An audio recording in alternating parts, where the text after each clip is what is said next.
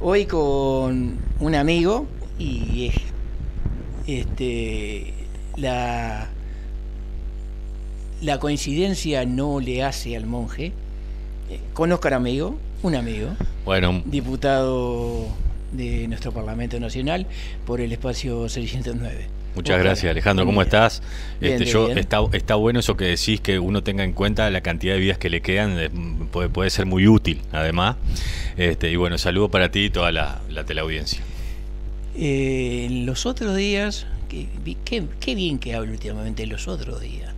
Eso me van a agarrar, si me agarra mi viejo profesor de literatura Juan Francisco Costa, pero me puede llegar a redondear el de sentarme tranquilamente. Ujú. Porque no, era una persona que le ofreció la cátedra de literatura de la facultad y no vino porque no le gustaba Montevideo. Mirá qué interesante, ¿eh?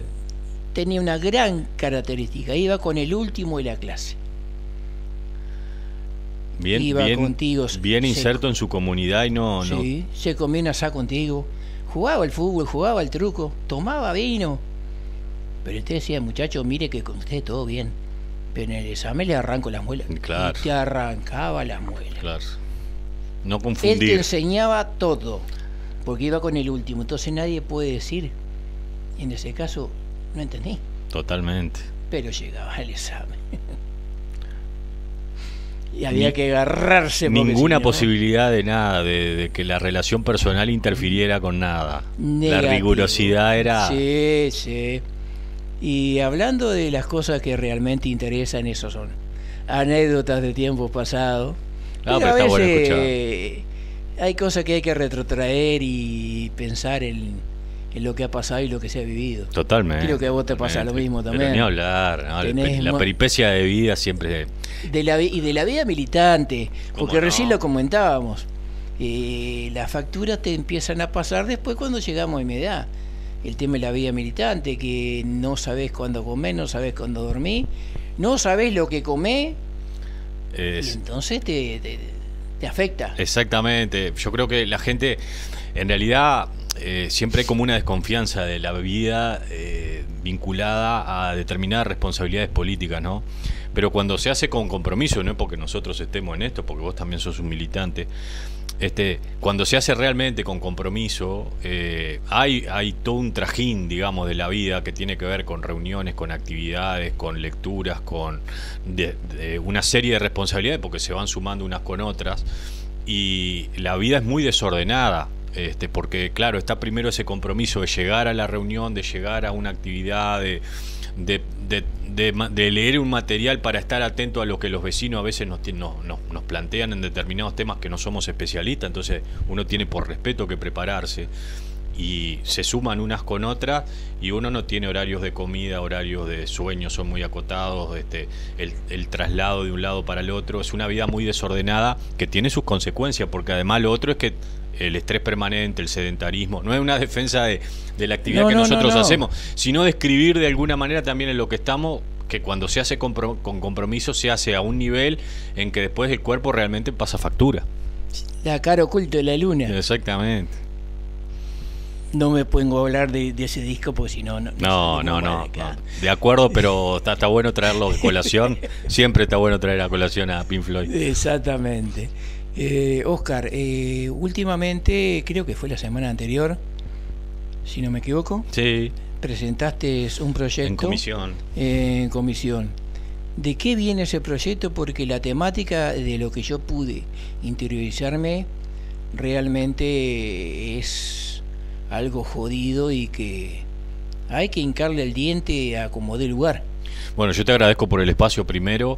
Y sí, este es un proyecto que, más allá del número de familias directamente involucradas, es un proyecto que socialmente nosotros entendemos que tiene su que ver, es un factor de preocupación para todos y todas. Es un proyecto que intenta potenciar o organizar, hacer más eficiente la acción del Estado en la búsqueda, en los mecanismos de búsqueda de las personas ausentes, las personas desaparecidas en la actualidad, las personas que por distintas circunstancias salen del espacio común de sus vidas y de su entorno y pasan a estar desaparecidas, ¿no? Actualmente hay unas 200 familias que están viviendo esta peripecia aquí en Uruguay, y más allá, por eso yo les decía del número, es un tema importante porque también nosotros tenemos que hacer empatía con esas personas que, habiéndose desaparecido el familiar, una por el familiar en sí mismo, por la persona desaparecida en sí misma, ¿no? Pero también por su entorno, que cuando una persona desaparece, esa huella que deja y esa incertidumbre permanente en la que entra su entorno familiar es muy preocupante, ¿no? Es muy desgastante, es un tema de sensibilidad profundo, porque la persona desaparece y la huella que deja en su espacio, en su lugar, en su barrio, en la vida que llevaba, nunca se termina en ocasiones nunca se termina de verificar realmente, de salir de esa incertidumbre. Y entonces lo que nosotros planteamos a través de este proyecto es que tiene una preocupación que creo que es social, que es general, más allá de las personas directamente involucradas, es fortalecer los mecanismos de búsqueda del Estado, ¿no? Hasta ahora, ustedes saben, en realidad, cuando una persona desaparece, hay un departamento en el Ministerio del Interior, justamente el Departamento de Registro y Personas Ausentes, que es el que se encarga de direccionar la búsqueda, de generar todos los mecanismos. El factor institucional que dispone los mecanismos de búsqueda es un protocolo elaborado por el Ministerio del Interior y el Departamento de Personas Ausentes, pero la demanda que justamente nosotros descubrimos en todo esto es que cuando vinieron la organización social, la organización de familiares de personas desaparecidas, personas ausentes, que nuclea la mayoría de los familiares que están en esto, justamente lo que nos planteaban a demanda en la Comisión de Derechos Humanos era, bueno, tenemos dificultades, entendemos que la búsqueda tiene por ahí sus falencias, tanto a nivel de las primeras horas cuando una persona desaparece, como en un proceso a largo plazo. Ustedes sabrán, seguramente también, todos, o por la prensa o por nuestra vida cotidiana, hemos visto en algún momento esas personas desaparecidas, en algún caso adolescentes, casos muy sonados para la sociedad, que nunca aparecieron o digamos, en un proceso largo hasta este día no han aparecido, no se ha sabido nada de ellos, y entonces también hay que ver el mecanismo de búsqueda a largo plazo, ¿no? Que el Estado mantenga esa intención de búsqueda, esa forma organizada de búsqueda en el territorio nacional, que tenga contacto también en el plano internacional a través de distintas agencias. Entonces, desde ese lugar, nosotros desde ese espacio de sensibilidad que hay que tener con estas personas, y sabiendo además que le puede pasar a cualquiera en el día de mañana, o les puede pasar a mucha gente, es que intentamos legislar. Y ahí hay 2 o 3 elementos, si me permitís, Alejandro. Sí, obviamente, para eso. Ahí está, en lo que va del proyecto. En principio, y el cerno del proyecto, el eje es la conformación de una comisión interinstitucional que abarque a los distintos estamentos que intervienen de alguna manera en la búsqueda, pasando naturalmente por el Ministerio del Interior, pero ahí entendemos que tiene que estar el Ministerio de Desarrollo Social, el Ministerio de Salud Pública, que tiene que estar el Ministerio de Relaciones Exteriores, por la oficina por ejemplo, de Migraciones, ¿verdad? De Identificación Civil, que también interviene.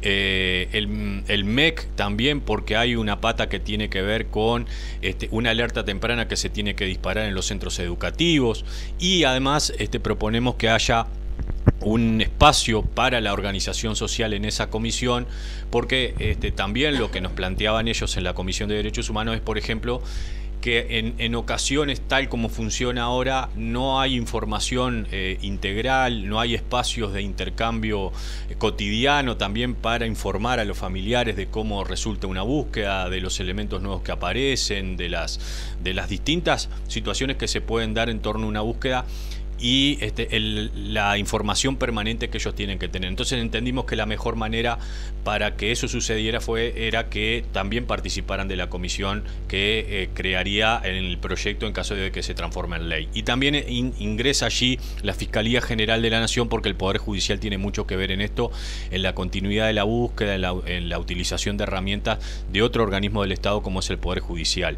Así que eso en una línea muy general del cerno del proyecto. Hay otros elementos que que son valorables, esos que yo les decía, la activación de búsquedas tempranas, de alertas tempranas en identificación civil, en el registro de migraciones, porque cuando una persona sale del país por ahí con elementos documentales y tecnológicos a través de cámaras, por ejemplo, se puede también encontrar a la persona.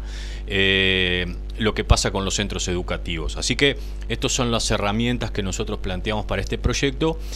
Y el otro costado que me parece que importa en esto es con las desapariciones, es aquellas situaciones que tienen que ver con desapariciones forzadas, ¿verdad? Por ejemplo, el tema de la trata de personas, y ahí entra también un costado una arista muy compleja y muy sensible para todos nosotros, que es la desaparición de niños, niñas y adolescentes vinculadas a la trata de personas, no solamente a esto, pero también está porque aquí hay organizaciones delictivas que ya operan en ese sentido, que muchas veces se llevan a estos niños y niñas al exterior del país, por eso también lo de relaciones exteriores. Y ese costado incluso que tiene que ver con organizaciones preocupadas desde el espacio de género, defensa del género y feminismo, ¿verdad? Que también es un espacio muy delicado. Estas organizaciones están también preocupadas por estos temas.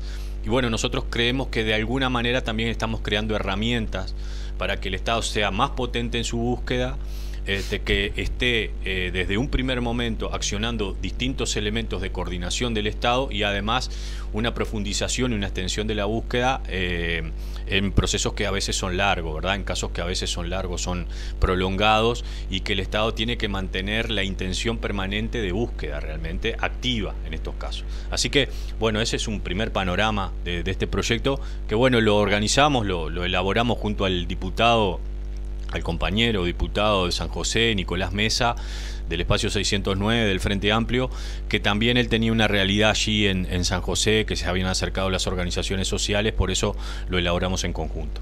Digo, hay una parte que tú lo mencionaste, las primeras horas. Exactamente. Lo que yo he escuchado a veces decir, mientras el rastro esté caliente.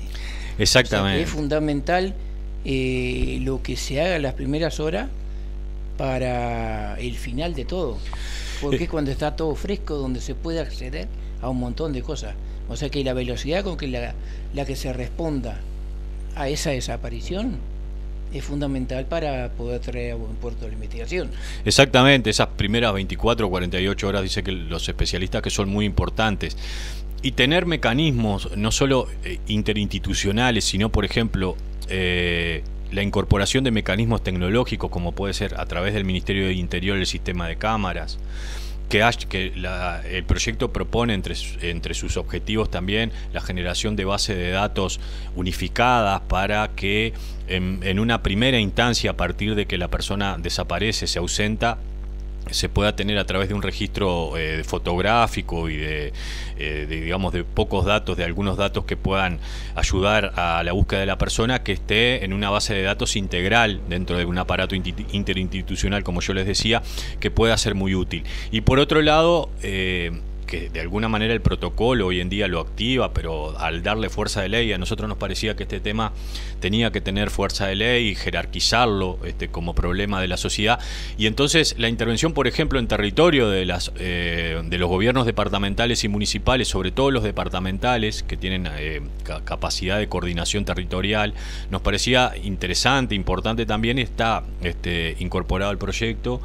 Por lo tanto, tanto a nivel de la coordinación en un primer momento, como en una red que tiene en las distintas oficinas, organismos institucionales en el país, que bueno, que se agilite esta coordinación, que se haga más profunda, que se haga más eficiente y que por lo tanto pueda ayudar eventualmente a una mejor búsqueda, ¿verdad?, de estas personas, y que también las personas, los familiares, la gente que está próxima a esto, se sientan más contenida, se sientan más informada y que participen más activamente de todo esto, que es realmente muy complicado, como yo te decía, porque el dolor que produce y la incertidumbre en ocasiones permanece durante mucho tiempo cuando se trata de seres queridos. No quiero extenderme, pero hay casos de estos que seguramente, como yo les decía, podemos saber de adolescentes que se han ido de su casa en un día de fiesta de su familia, ¿no? Que salieron a buscar algunas cosas y no volvieron nunca más. Plenamente con una contención determinada de su familia, de personas que eran felices, ¿no? Hasta en esos casos, bueno, han sido muy sonados. Y después, bueno, tantos otros, como puede ser una persona que sale de un centro de salud desorientada, gente que está en determinadas organizaciones que a veces tienen un mal tratamiento que nosotros no lo sabemos, salen de ese lugar y no se tiene más conocimiento de su paradero. Bueno, todos los casos que pueden haber en la sociedad sobre esta situación. Bueno, Oscar, con esto te puedo decir que es un tema que interesa y voy a seguirlo a medida que se vaya dilucidando en comisión y en el Parlamento, y cuando esto, porque tiene que salir, no hay nadie que se pueda negar a esto, te vamos a invitar nuevamente para charlar sobre lo que se pudo quedar como ley, como bien lo decías tú, pero ahora realmente hay un tema que ayer lo vi y me causó una indignación, pero atroz. Digo, no encuentro vocabulario para catalogarlo. En Colonia, una compra directa por parte de consejeros de la educación, esa educación que tanto han recortado, que le han sacado todos los recursos. Bueno, la alimentación, más que nada, 85 pesos por niño y una ensaladita de 30 gramos de zanahoria rallada, cosas así de ese tema. Bueno, aquí me llega una compra directa de 2 desayunos y 2 almuerzos, factura oficial de la página de transparencia, 219.000 pesos. Yo me puse a hacer unos numeritos ahí chiquitos, a los chicos que no se les permite repetir, ya que dan tanto, no les permiten repetir. Si tomó esos 219.000 pesos entre lo que sale cada almuerzo para esos niños, 2.576 repeticiones podrían haber logrado con eso que gastaron en 2 almuerzos y 2 desayunos. Digo, realmente, Oscar, yo no sabía qué hacer. Te digo, si yo llegaba a encontrar a alguien enfrente mío de esas personas, digo, creo que no hubiera podido contenerme de desbocarme, como se dice afuera. Digo, sí, realmente es jodido, ¿no? Jodido, ¿no? En esta realidad.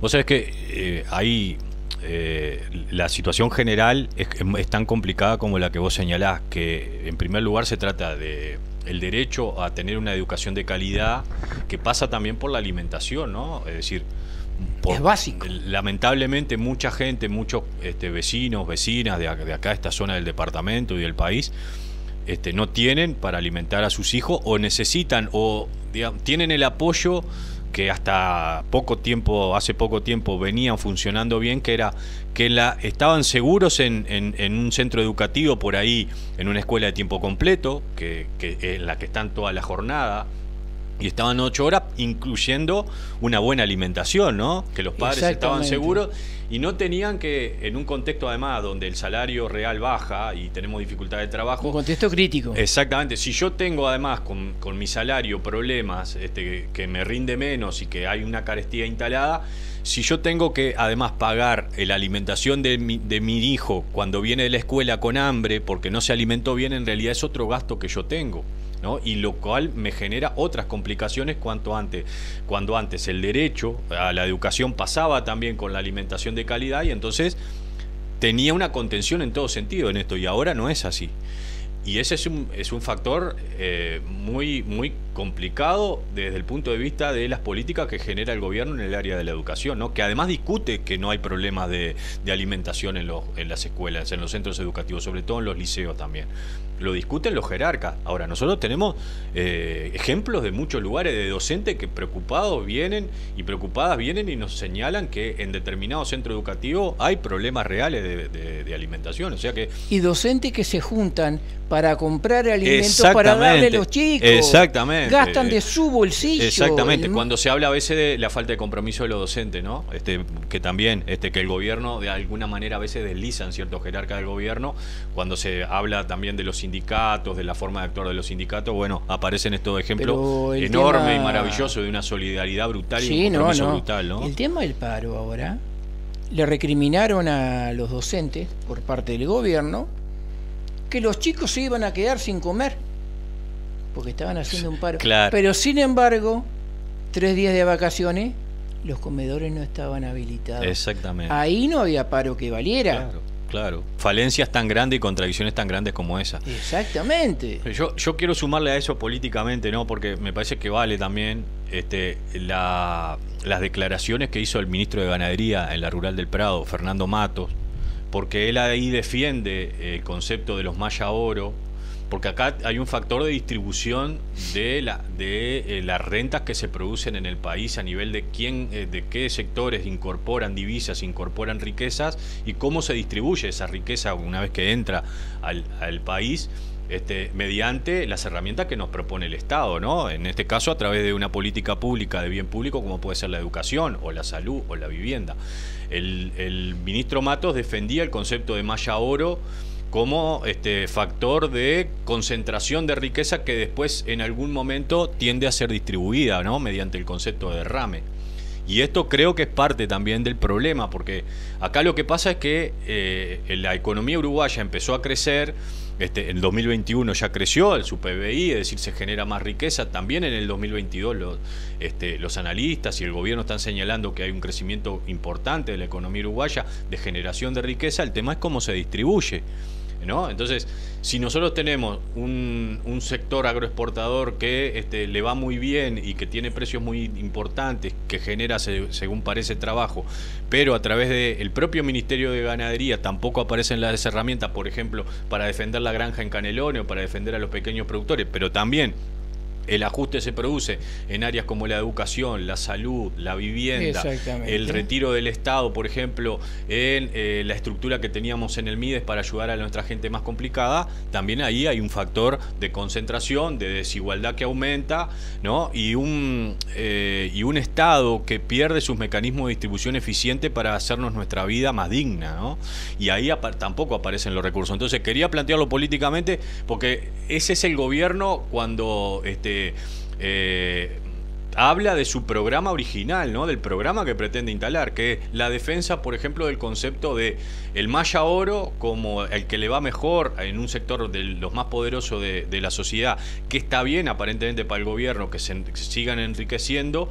Y por otro lado, el concepto de derrame que en algún momento le va a caer al resto de la sociedad como una especie de sociedad estratificada donde primero le llegan al ciudadano de primera y después al resto de nosotros. Recuerdo algo que alguien dijo en su momento y creo que vos debés hacer acuerdo conmigo. Nosotros repartimos la torta, lo que pasa es que no alcanzó para los más pobres. Claro, claro. ¿Te acordás de ese concepto? Sí, cómo no, claro. Claro.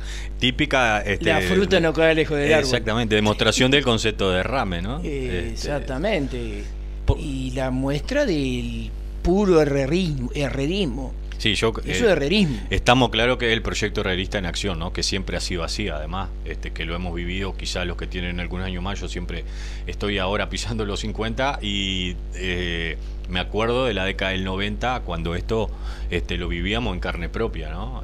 Así que no es nada nuevo, es el concepto de gobierno que nos plantea el herrerismo, que es un concepto de una sociedad elitista, ¿no? Una sociedad estratificada entre los que tienen más, a los que tienen más hay que defenderlos, y el resto de la población, sobre todo los sectores mayoritarios, bueno, tendrán su oportunidad cuando se pueda, pero el gobierno genera las políticas vinculadas a otros sectores, ¿no? Que son los que les importan a ellos. Oscar, no sé si ¿Algún otro tema importante que quieras tocar? Y bueno, todo lo que vos me propongas, todo, pero bueno, nosotros estamos en la Comisión de Derechos Humanos. Allí creo que el tema de ahora de tenencia compartida es un tema también que capaz que en otra ocasión se puede tratar. En el Parlamento ahora está en la Cámara de Diputados. En el área de derechos humanos, toda la transversalidad de la acción o de la perspectiva de derechos humanos alcanza un montón de áreas de la sociedad, que siempre está bueno discutirlo. Yo quiero señalarte que en el tema de memoria reciente ahora están los homenajes a Elena Quintero, pero el año que viene se cumplen los 50 años del golpe de Estado, ¿no? Y en materia de derechos humanos, de memoria reciente, de lo que nos planteamos, de dónde venimos, quizás sea factor también de ocuparte también tú a través del programa, de lo que el año que viene va a ocurrir, que seguramente puede ser un momento también para encontrarse con actores de la sociedad, de discusión, de intercambio y de debate sobre estos temas que son importantes cuando se intenta tejer un relato alternativo por parte de algunos sectores de la coalición de gobierno de lo que pasó en este país, como que los dolores no los tuviéramos presentes y no supiéramos de dónde vinieron, ¿no? Y se intenta plantear que la teoría de los dos demonios. Exactamente, ¿no? Ahora desde el ministro de Defensa también generó, me parece, algunas declaraciones muy infelices, y creo que es un tema interesante también para recorrer el año que viene. Capaz que si a ustedes les parece bien, comprometernos también un poco a conversar un poco de eso. Obviamente que sí, siempre y cuando no nos corran. Ahí está. No, pero yo creo que vos estás instalado de una manera acá brutal, así que creo que puede ser un tema interesante para tocar. Claro que lo es, pero más que interesante. Sí, todo este tipo de temática. Creo que los televidentes y las televidentes no les cae en saco roto. Creo que les interesa este tipo de cosas, porque además no es algo que la gran prensa, y me hago cargo de lo que digo, y si los tengo que decir enfrente se los digo, no difunden este tipo de cosas. No, por supuesto. Dan la posibilidad. No, por supuesto que no. Entonces, bueno, estamos en un canal de cable local, pero que tiene llegada.